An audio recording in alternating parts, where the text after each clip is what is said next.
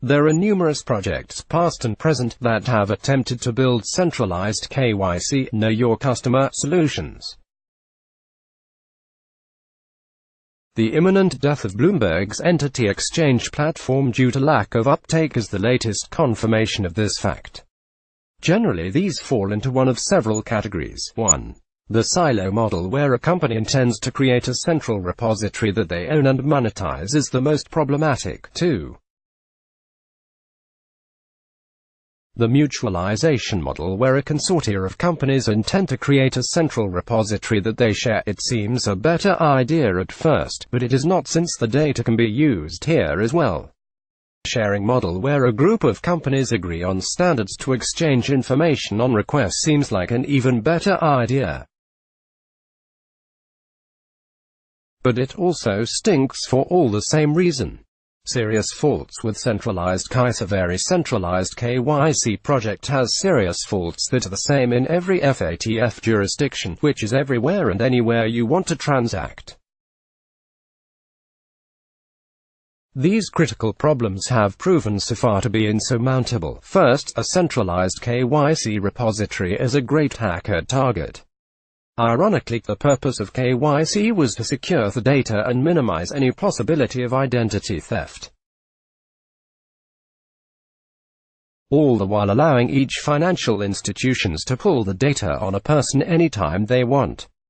However, history says different words. It has proven that if the repository is desirable to hack, it will be hacked. This simply means that holding a centralized KYC repository is a huge reputational and civil liability risk. Institutions should lose the fallacy that they are trusted and should own and manage everyone's KYC. Trust in banks and bankers is at an all-time low and declining. And Equifax has proven that companies don't care about customer data nearly as much as they should. They care about profit. Second, recent legislation, such as GDPR, has significantly increased the risk of holding such large pools of personal information. Centralized repositories are quite expensive to assemble, as each individual must explicitly consent and agree to participate. The economics of the penalties for negligence or failure to comply have increased dramatically and make an unattractive business even less interesting from a risk-reward standpoint. Third, the political and economic haggling between regulated institutions is impossible to overcome. There is the issue of exposing customer data among competitors. Companies have sold data before to others for profit's sake. A few platforms fell prey to cyber attacks. There is the issue of liability for bad data and fraudulent data.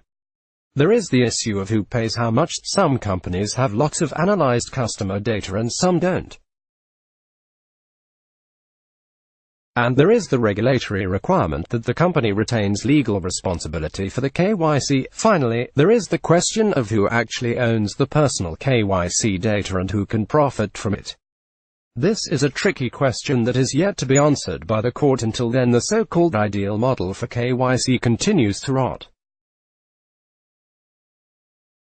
In the immediate, to most people it seems unjust to profit off the data created by others, and in the long run it only seems obvious that courts will decide that you own the data you create, and what better way is there to make it decentralized? Image credit, Shutterstock, image copyright, image credit, Zap2 photo, Shutterstock, KYC hurdles. As a result, KYC is still done by each regulated entity by themselves, with the assistance of technology, tool and labor providers, such as KYC3, that are specialized in helping complete the KYC tasks. So, the financial industry has balkanized KYC. Customers are flatly demanded to expose unnecessarily large amounts of personal data to complete strangers.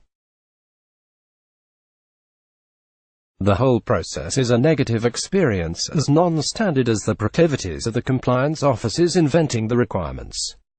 And the only common features are that it is long, slow, tedious and largely ineffective. The governing bodies and other monitoring authorities like AML, anti-money laundering, have coerced the financial institution to take caution when processing KYC.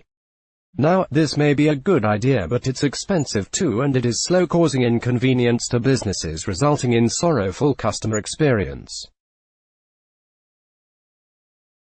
Blockchain has proved to be more promising due to its automatic, highly secure KYC system that betters not only consumer experience but also streamlines business operations, especially financial institutions. Since each transaction on blockchain is peers-based and there is no one central system, it is faster, agile, and definitely way more secure, and to manage an extremely high level of complexity and keeping millions of personal data, a blockchain-based system is the only smart choice here. The case for a decentralized model: in the end, there will be only one model that will survive, the decentralized model. Give the KYC ownership to consumer. They own their identity. That is why KYC3 and Peer Mountain partnered and has created decentralized KYC, DKYC, a self-sovereign standard for KYC that has been deployed in an open ecosystem. With the DKYC ecosystem, you will only do your KYC process once and have it in your wallet, ready to transparently access whatever exchange, payment or other service you like. No more KYC selfie over and over. Jed Grant, Chief Executive Officer at KYC3, let's block ads. Why?